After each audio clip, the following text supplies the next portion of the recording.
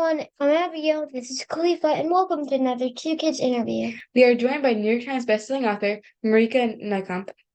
Ms. Nijkamp has written so many cool things. She's written a Goosebumps book, Secrets of the Swamp, a Star Trek book, The Mirror War, Has written for both DC, The Oracle Code, and Marvel's Hawkeye Cake Bishop. and a bunch of young adult books, including At the End of Everything, Before I Let Go, and Even If We Break. And the New York Times bestseller, This Is Where It Ends. Thank you for being with us today. I'm so glad to be here. Thank you for having me. This Is Where It Ends is written from four characters' perspectives. Do you have to change your mindset when writing for each character to come up with their thoughts? Yeah, I actually ended up writing the book four times.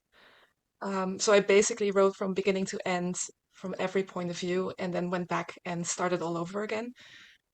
Exactly because you try to get into the mind of characters.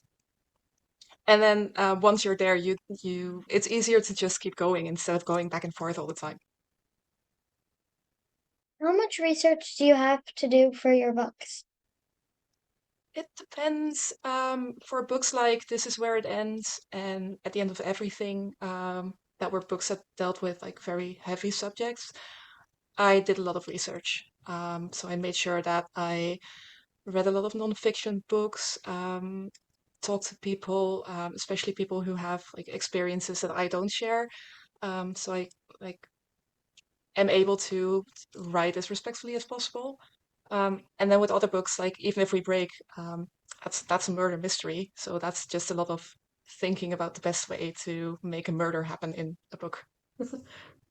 And for books like if I'm writing for Marvel or DC or Goosebumps, the research is just reading a lot, which is great.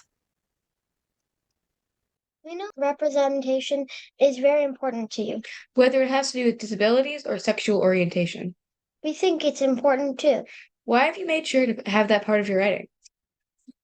Mostly because when I grew up and when I was reading books as a kid, there weren't many books about disabled main characters or queer main characters or non-binary main characters. And as a disabled non-binary person, I really missed seeing myself in books. And the few times when like queer people or disabled people did show up, it was mostly in the context of like a big tragedy or like no one ended up happily ever after, and the disabled kids were mostly there to um, like either die tragically or imbue the reader with like this big life lesson. And I just wanted like readers like myself, and especially younger readers, to just have heroes that they could read about and identify with, and not feel like they were just there for plot reasons or for tragedy reasons or for lessons.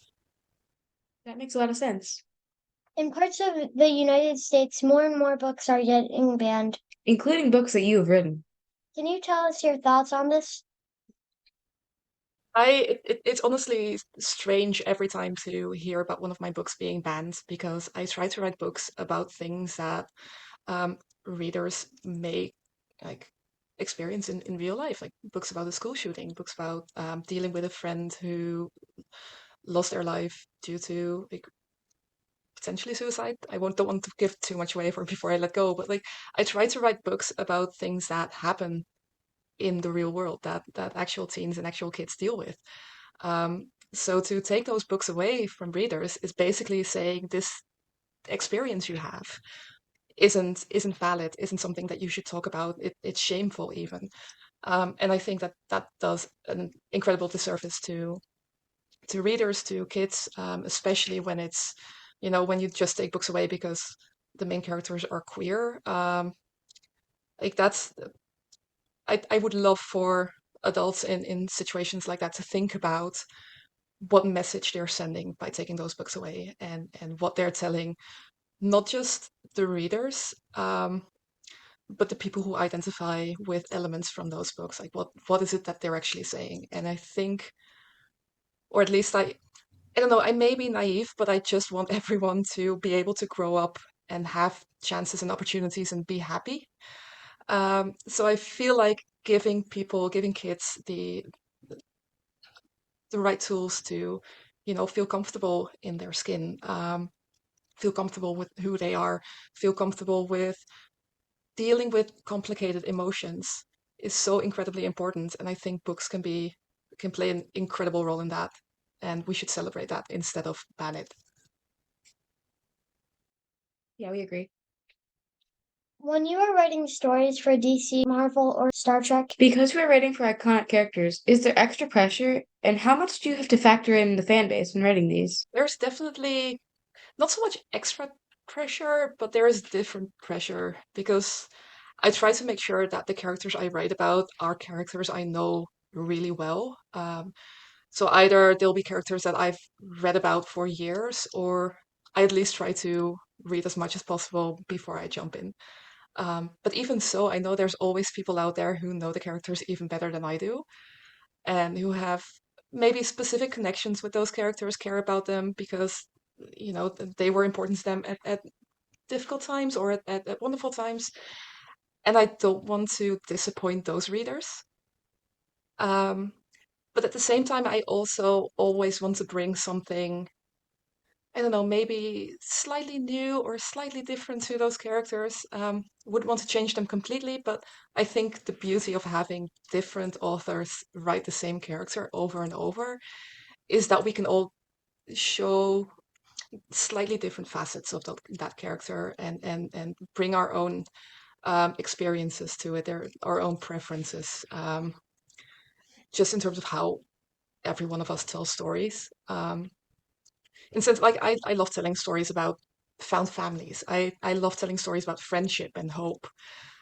So if I can take bits and pieces of those elements and add them to the characters I love, and that's a wonderful thing. And I just hope that the people who love the characters before me will still love them and maybe learn something new about them or love them a little bit more.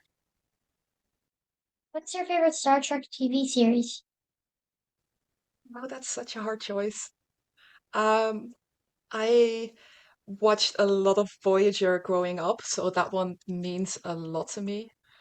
Um, but I'm loving Strange New Worlds at the moment. It's a lot of friends of mine are watching it too, so we're just excitedly texting each other. Like have been for the last few weeks with every new episode, and that's just a really fun experience. Yeah, I'm sad we have to wait a year. Year. I I don't like it, especially not with a cliffhanger. No spoilers, but Yeah. I'm no, I'd like it now, please. What is your process when putting a book together? Do you decide the end before the middle? Or do you put it together in order? I usually plot out the entire book before I start writing it because I really like having essentially a roadmap and knowing what I have to do with every chapter and what I have to include in specific scenes. Mostly because if I don't and I'll just start writing, my brain will go like, "Oh, that's a shiny, fun thing that I can write more about," and I'll just go in weird directions, and the book will be like 3 or 4 times as long as it should be. Um, so it's nice to have some sort of plot and you know, goal to work towards. And once I have that, I usually write beginning to end. I occasionally there are scenes that I'm so looking forward to that I can't wait, and I'll, write them first. But most of the time, I like going beginning to end because that gives me a good sense of things like tension and if a character arc makes sense. Like usually, especially because I write books with different points of view. Um, if I go back and forth too often, it just gets very muddled. Have you had a time when you were doing something and you noticed someone or something and thought, I need to put that in a book? Oh yeah, all the time. I I can't remember who said it, but there's this wonderful quote about writers being magpies, and we just go through life stealing shiny objects, and put them in books. And for me, those shiny objects are usually like someone saying something, or seeing someone walk down the street and maybe have like a very specific style that I like, and I'm just like, oh, I can use this to make a character stand out too, or they have a weird hobby that I've never heard about before, and I want to include it. Like details like that, or even just turns of phrase. I'm constantly curious about like the stories around me in the world, and if there's bits and pieces that I can borrow for inspiration, I'm happy to do so. Rejection is a part of most writers' stories. Was it part of your journey? Yeah, absolutely. I wrote a lot of books that will never see the light of day, because people were kind enough to tell me that they were really bad. Um, and that's a good thing. Writing, like most skills, is something that you learn by doing it over and over and over again. And there were books that I loved that I read that I wrote when I was like 13, 14, even younger than that, but also in probably my early 20s still, um, that I thought were amazing at the time. And looking back now, they were the books I needed to write to learn how to write, but they weren't good yet. So I definitely got rejected a lot then, and I still get rejected a lot now because that is just part of the journey. And you want to find people who are excited about your stories, and on the other side too, publishers want to find stories that they're excited about. And if there's a click there, then that's great. But if like someone doesn't like a book for any reason, then that's probably a good thing that you're not working together. What writer has had the most influence on you? I think probably I'm I'm going to say a Dutch writer, Tonke Dracht, who wrote a book called The Letter for the King. And it's been translated into English only a few years ago. It came out in the 60s in the Netherlands. But it was a story about a young boy who dreams of becoming a knight and goes on adventures. And I read it and I loved it so much. I read it when I was 10, and I loved it so much that once I finished the book, I flipped it over and I started reading again. Um, and that was the point where I decided that I really wanted to be able to tell stories like that too. What advice do you have for young people who want to write? My main advice would be to write stories that you're excited about, and just write for the love of stories. If you want to be published at some point, and I mean, I think it's the best job in the world, so it's definitely something to work towards. But the most important part, even when you've published like a dozen books, the most important part is still loving the writing, and falling in love with stories over and over and over again. So I think that that's something that you can't necessarily, train yourself to do, but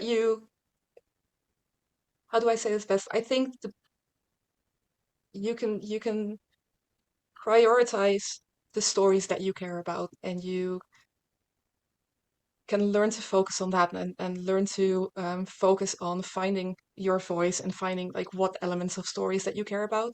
Like for me, it's those found families and hope, and having queer characters, regardless of genre. But you can have a favorite genre too. But having those favorite elements is so incredibly important to continue loving to write. And there's going to be, especially if you want to be published, there's going to be a lot of people with a lot of opinions.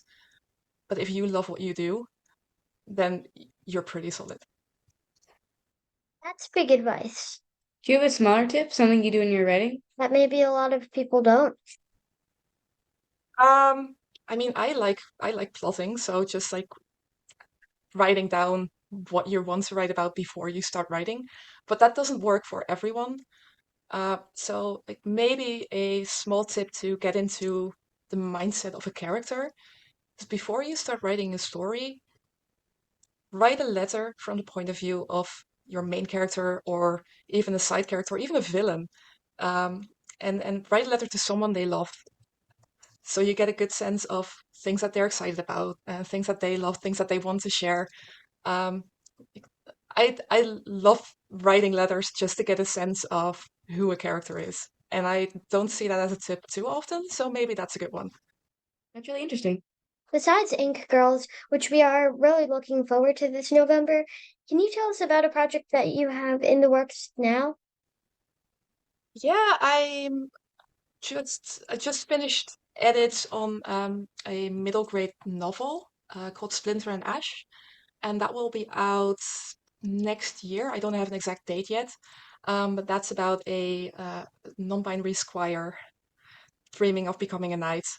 Um, you can see where that was influenced if you know what my favorite book as a kid was. But yeah, it's about a squire and a princess having adventures together and finding their way in a fantasy world. And I love it so much. It's a story I wrote for an anthology a few years ago. This is Our Rainbow. And I just couldn't let the characters go. So now I'm writing an entire series, and they're the best. I'd read that.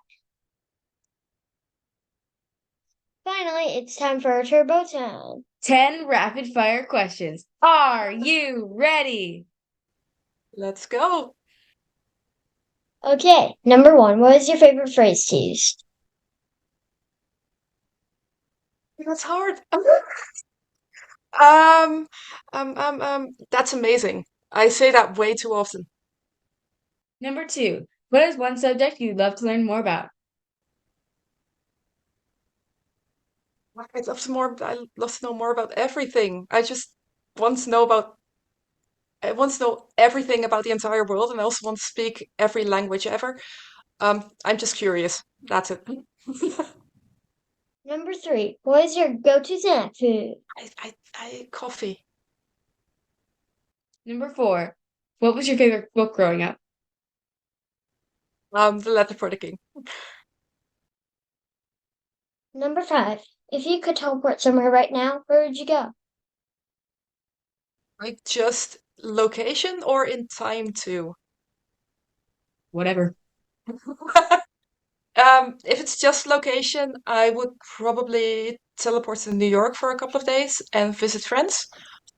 And if it's time to, I would want to visit Italy in like the late Middle Ages because In Girls will be out later this year, and I want to see if it looks a bit like it. Number 6, if you could have one superpower, what would it be? Flying. I really hate planes, so it would be really, or just like pure teleportation. But flying sounds like fun. Number seven, what was your favorite cartoon as a kid? The X-Men animated series. Number 8, what is your favorite rainy day activity? Reading. Number nine, if you could have any three dinner guests, who'd they be? Hmm, Tamara Pierce.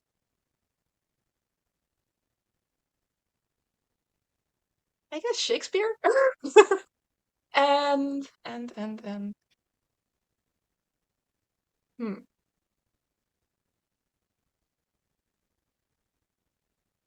Leonard Nimoy. I'm Number just 10, assuming they can be dead too. yes. Number 10, what is the best piece of advice you were ever given? Best piece of advice I was ever given. Follow your dreams. You did great. Thank you so much for doing that. And thank you for spending this Thank you. time with us. We can't This was wait so to fun. read Thank Eight you so much. Girls and your future books. Thank you.